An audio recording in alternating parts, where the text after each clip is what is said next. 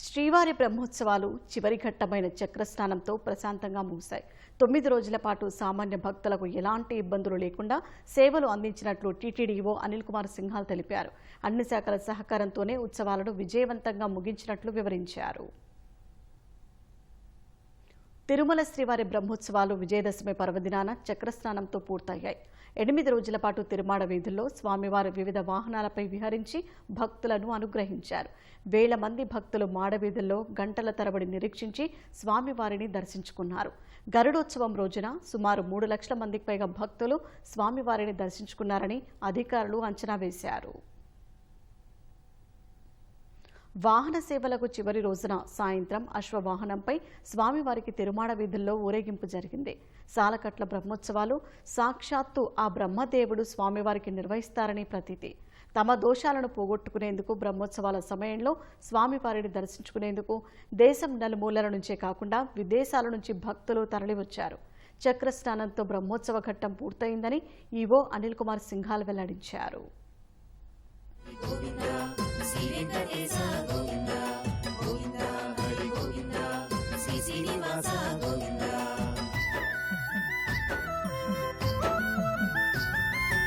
ఒక్కసారి పలికి చూడు గోవిందనామం, ఒక్కసారి పలికి చూడు గోవిందనామం, చిక్కులన్నీ తీర్చి బ్రోచు చిద్విలాసనామం. ఒక్కసారి పలికి చూడు గోవిందనామం, చిక్కులన్నీ తీర్చి బ్రోచు చిద్విలాసనామం. ఆపద మృక్కులు తీర్చే నల్లనయ్య నామం, ఆపదములు మొక్కగా పల్లవించు ప్రాణం.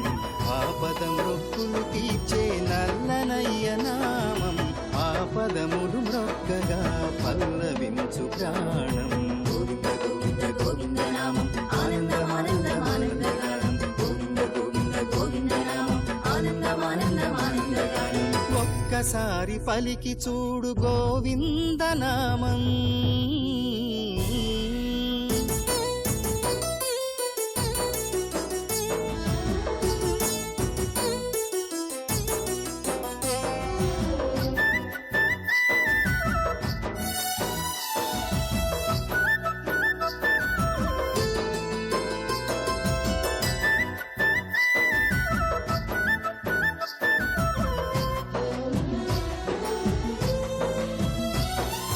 నారదాది ముని ముఖ్యులు పలికిన నామం, శారదాది గౌరీశులు కీర్తించు నామం. అధికార యంత్రాంగం అందరూ కూడా దాదాపు గత 3 నెలల నుంచి ఇంజనీరింగ్ వర్క్స్ ఇవన్నీ కూడా పూర్తి చేసుకోవడం, బ్రహ్మాండంగా విద్యుత్ దీపాలంకరణలు, పుష్పాలంకరణలు ఇవన్నీ కూడా ఏర్పాటు చేసుకోవడం, వస్తున్నటువంటి లక్షలాది మంది భక్తుల కోసం వసతి సౌకర్యం కానీ, అన్నప్రసాదాల సౌకర్యాలు కానీ, మెడికల్ పరంగా ఏమైనా ఇబ్బంది ఉంటే ఆ ఫెసిలిటీస్ ఇవన్నీ కానీ అన్నీ కూడా ఏర్పాట్లు పూర్తి చేయడం జరిగింది. మరీ ముఖ్యంగా జిల్లా అధికారి యంత్రాంగంతో కోఆర్డినేషన్లో పకడ్బందీ సెక్యూరిటీ బందోబస్తు ఇవన్నీ కూడా ఏర్పాటు చేసుకున్నాం.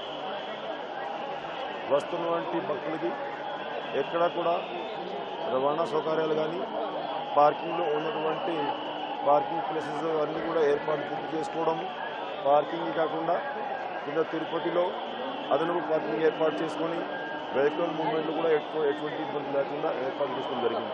మరీ ముఖ్యంగా గరుడ సేవ నాడు ఉదయం నుండి సాయంత్రం వరకు లక్షలాది మంది భక్తులు తిరుమలలో ఉండి స్వామివారి వాహన సేవ కల్పించే కార్యక్రమం చేశారు.